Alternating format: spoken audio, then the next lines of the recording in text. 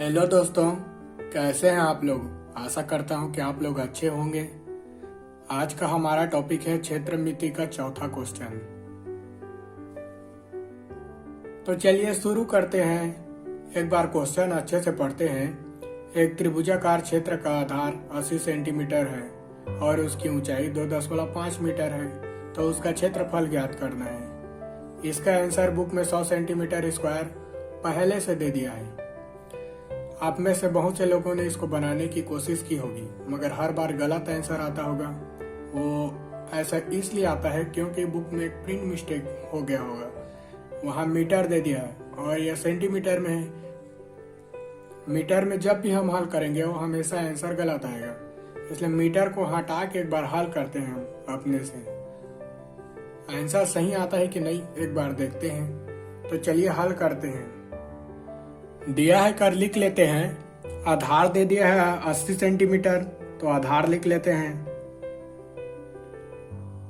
आधार कितना दिया है 80 सेंटीमीटर, तो उसको लिख लेते हैं। फिर और क्या दिया है, ऊंचाई दे दिया है, तो ऊंचाई को भी लिख लेते हैं। ऊंचाई 2.5 मीटर नहीं लिखेंगे बोले थे तो सेंटीमीटर लिखेंगे, सेंटीमीटर।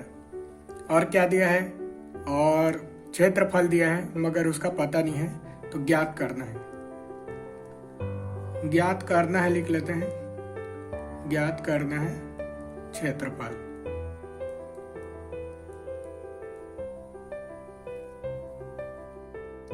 हम सभी को पता है त्रिभुज का क्षेत्रफल का सूत्र, तो उसको लिख लेते हैं।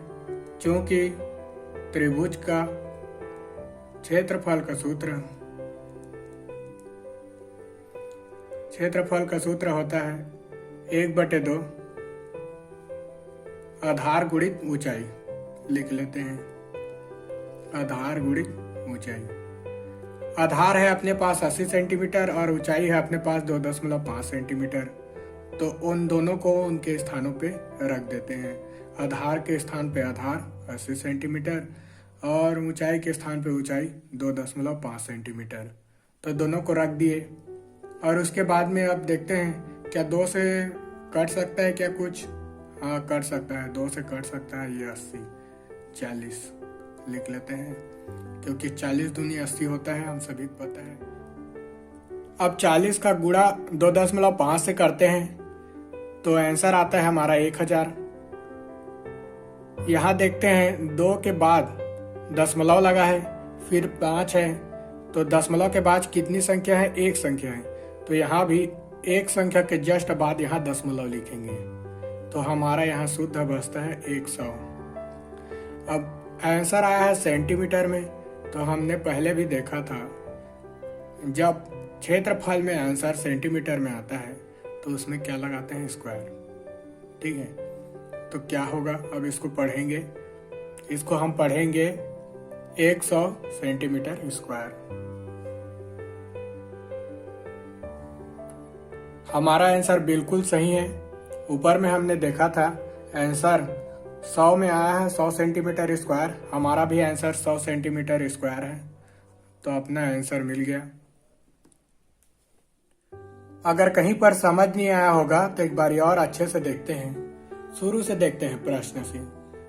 एक त्रिभुजाकार क्षेत्र का आधार 80 सेंटीमीटर है, तो आधार लिखते हैं 80 सेंटीमीटर और ऊंचाई 2.5 सेंटीमीटर है, तो ऊंचाई लिख देते हैं 2.5 सेंटीमीटर। वो दिया मीटर में था मगर हमने बदला किस में, सेंटीमीटर में, तो हम यहाँ नीचे भी सेंटीमीटर में लिखते हैं सही आंसर लाने के लिए।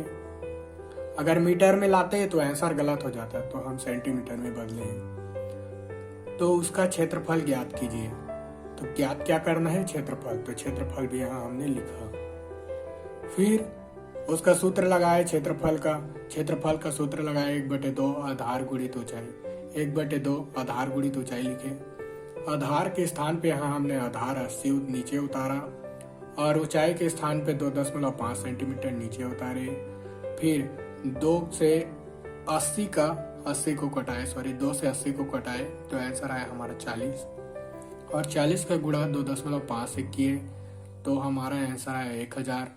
तो हम यहाँ 5 है, 5 के बाद जस्ट बाद दशमलव लगा है, तो यहाँ 0 के जस्ट बाद दशमलव लगाएंगे, क्योंकि 5 एक संख्या और 5 के बाद यहाँ कोई और अदर संख्या नहीं है, तो यहाँ अदर संख्या नहीं है, तो उसी के बाद एक संख्या के बाद में हम यहाँ 0 लगाएंगे। ठीक है, फिर अपना आंसर आया 100। शुद्ध आंसर बचता है 100, क्योंकि दशमलव के बाद 0 है तो उसका कोई वैल्यू नहीं है। दशमलव के बाद अगर 1 होता तो उसका वैल्यू रहता। ठीक है, तो 0 है तो कोई वैल्यू नहीं है, तो यहाँ शुद्ध आंसर 100 है।